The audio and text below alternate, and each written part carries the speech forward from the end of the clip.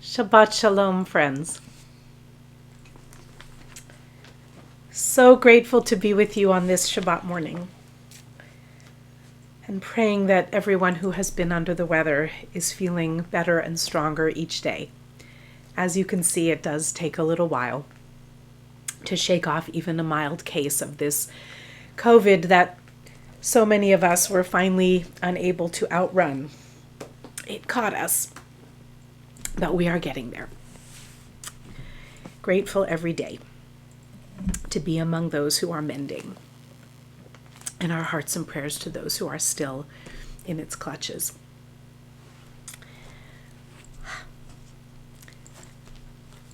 This week's Parsha is named for a famous man, but it is arguably even more beloved for the famous women who appear in it.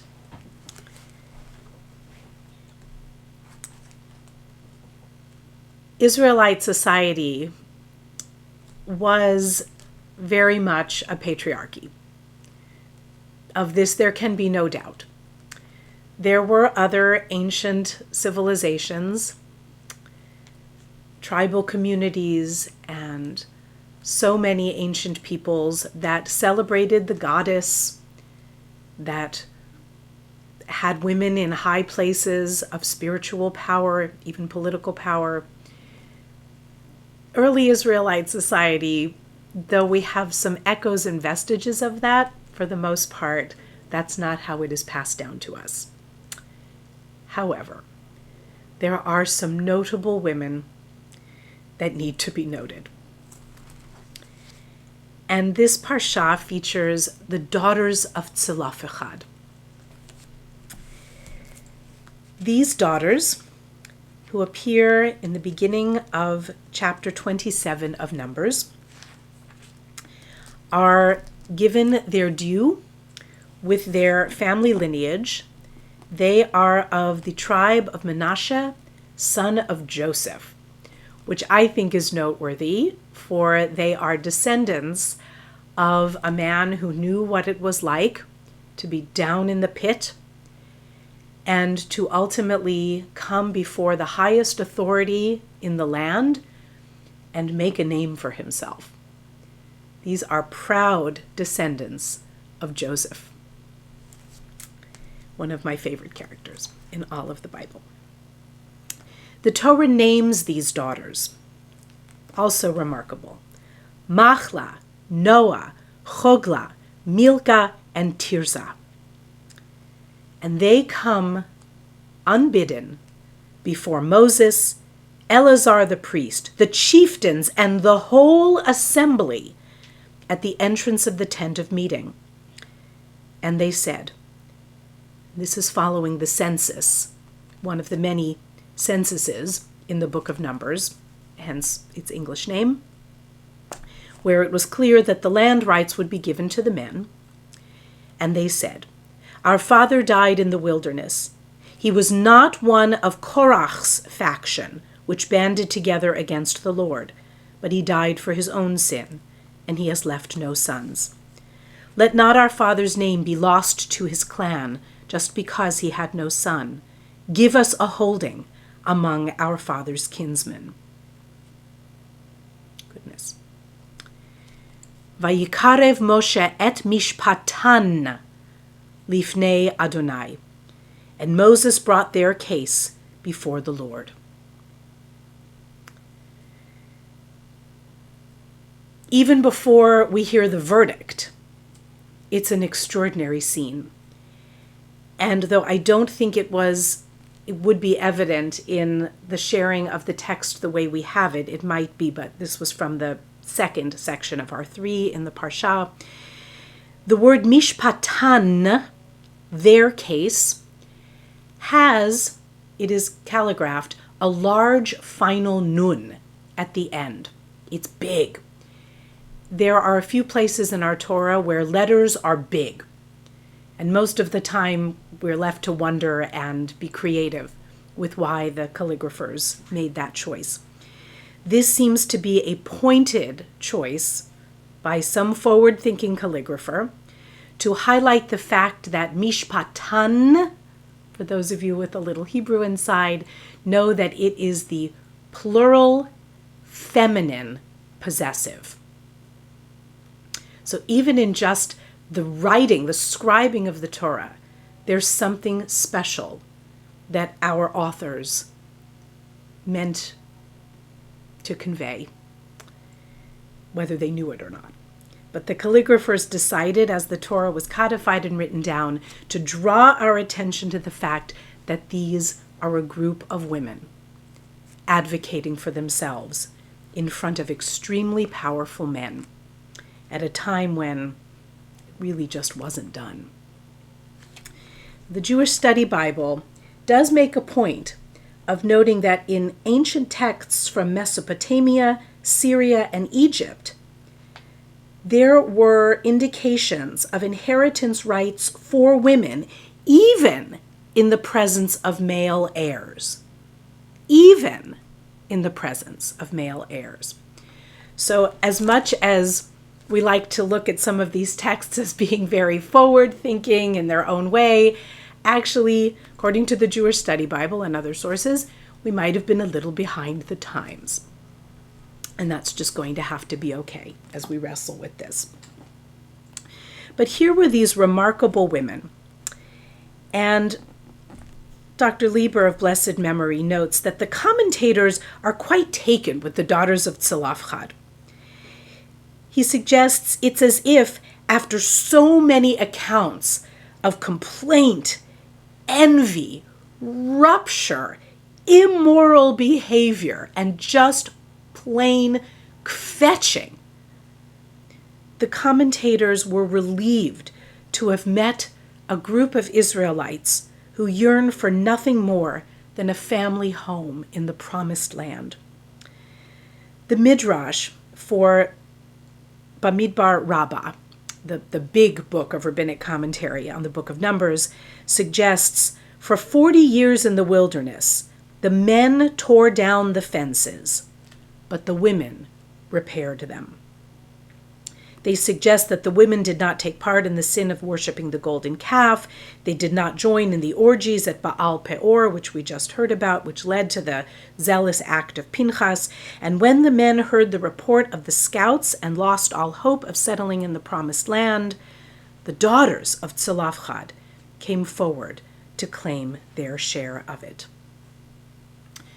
I love the teaching in the Talmud in Bava Batra, which describes the daughters of Tzalafchad as wise, astute interpreters of the law, and pious.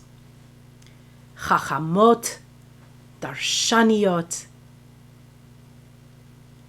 and chasidot. Amazing sisters who stood together and made a case. We don't know the sin of their father. As a side note, some of you may know the tradition that Tzalafchad was perhaps the man who gathered sticks on the Shabbat and was stoned to death. That happens rarely in Jewish history. Our courts were certainly most unhappy with the notion of capital punishment, as we have discussed. But we do have accounts of it happening a few times, and there is a kind of instinct for those of us who've had a long relationship with this to say, yes, it is thought that Tzalafchad was that man. But I want to just share with you a side piece also from the Talmud in Tractate Shabbat. It was apparently Rabbi Akiva, the great Rabbi Akiva, who identified Tzalafchad as the man who was executed for gathering wood on Shabbat, back in Numbers chapter 15. But apparently the sages rebuked Akiva, saying, Akiva, if Tzalafchad wasn't that man, you have libeled an innocent man. And if it was Tzalafchad, and the Torah chose not to reveal his name, why would you shame him? So something else to think about in as much as the sages seem to rebuke, on this Shabbat of rebuke the great Rabbi Akiva for ostensibly, potentially, bearing false witness. So not even the great Rabbi Akiva would have been above tochecha, above rebuke. And that's important as well. But here are these brave women, and Moses doesn't immediately respond. He takes their case under the highest kind of advisement, their case. It's lost in the English, but I love that mishpatan, plural feminine possessive. Moses goes into conclave to receive the word of the Lord, certainly the highest court in heaven or earth, and God makes a decision. God renders a verdict immediately, and God says the plea of Zelophehad's daughters is correct. You should give them a hereditary holding among their father's kinsmen, transfer their father's share to them.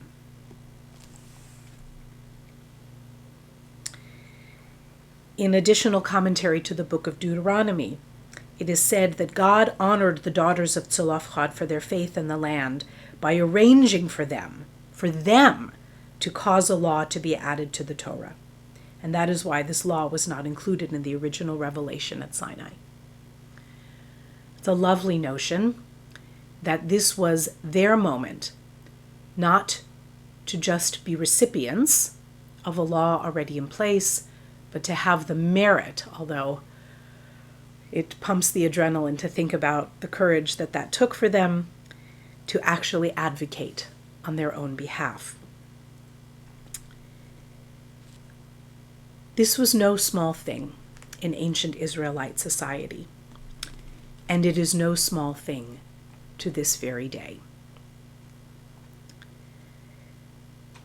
We are still in the opening chapters of women in modern Jewish life really having a voice.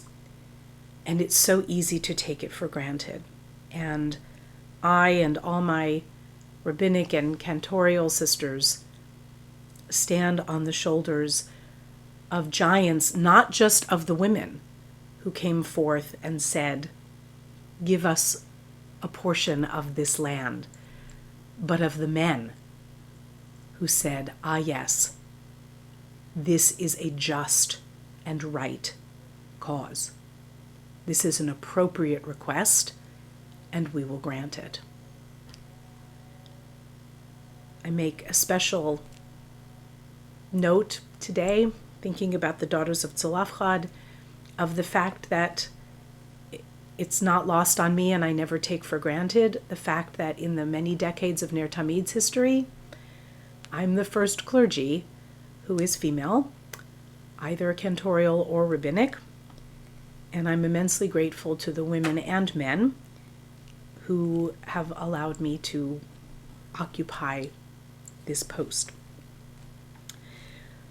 But it does take a kind of courage, and those who can stand on a world stage and stand up for what is right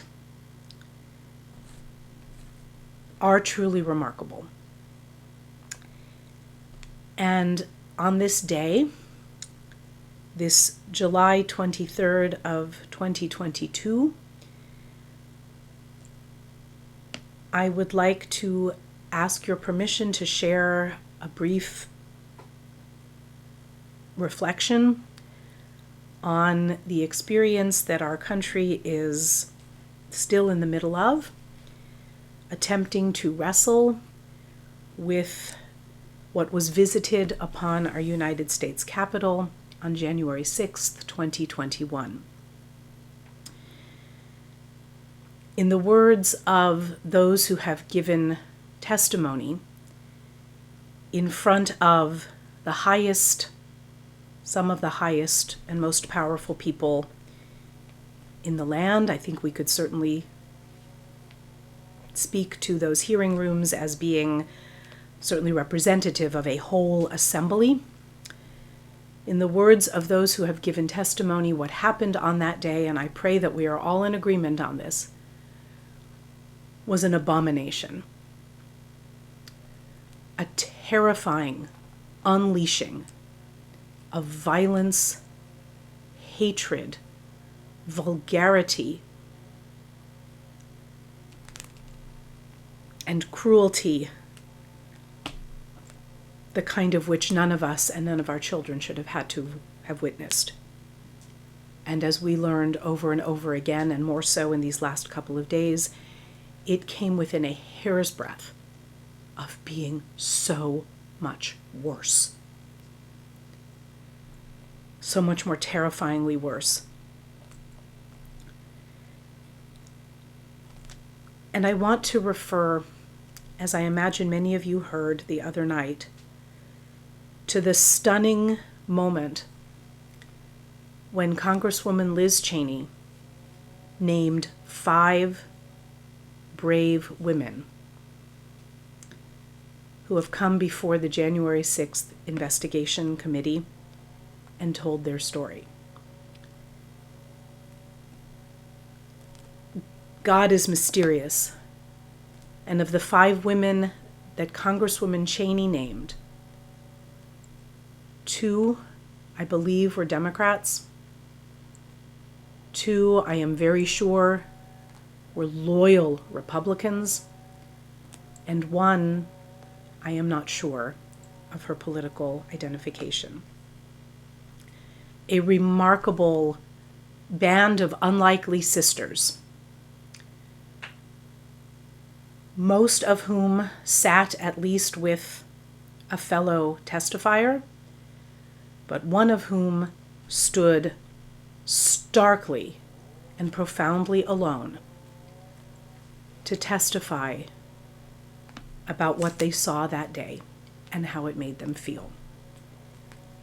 And I was overwhelmed by the confluence of Ms. Cheney calling out the names of the Capitol Police officer, the mother and daughter election workers, and the 2 quite high-level White House staffers, the 5 women who came forth to say what they saw was wrong and should never happen again. Unlikely sisters sharing a common cause.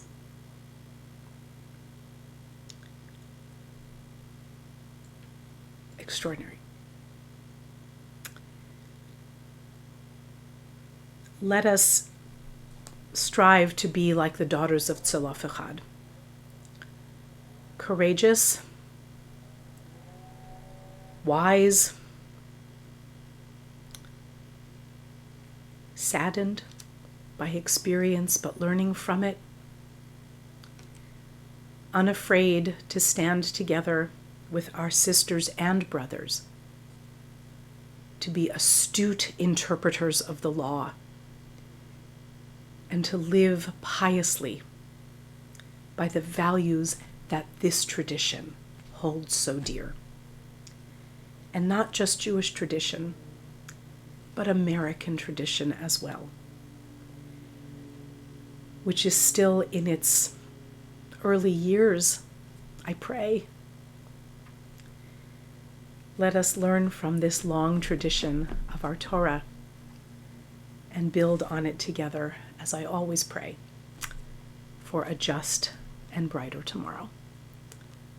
Shabbat Shalom.